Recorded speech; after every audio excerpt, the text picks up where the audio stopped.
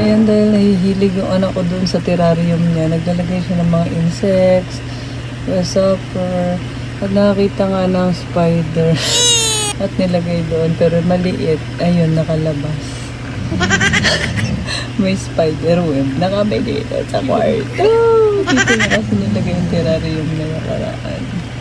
Ayan siya. Ayan. Aming Spider-Man.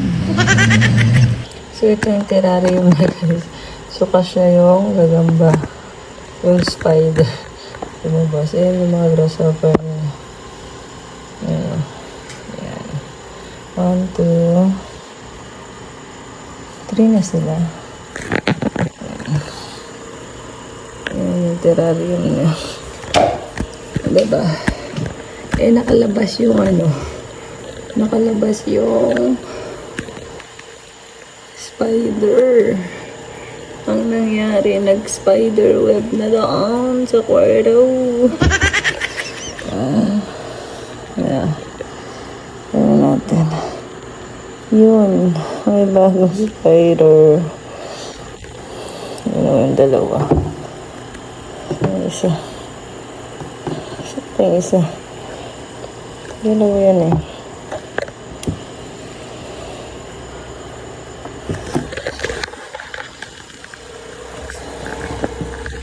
Ito siguro makikita yung isa.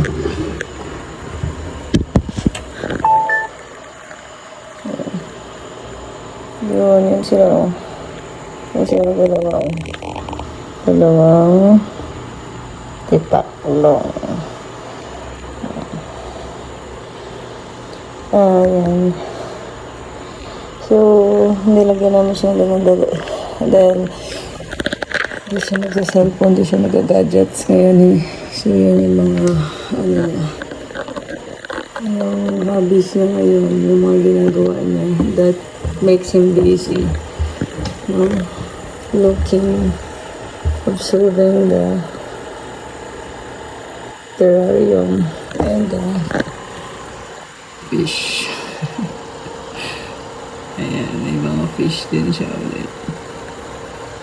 Ang lalaki na nila.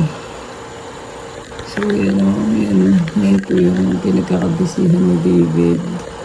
Maliit lang yung dati, gatudok lang. Ayan, ang laki na nila ngayon. So, that's it.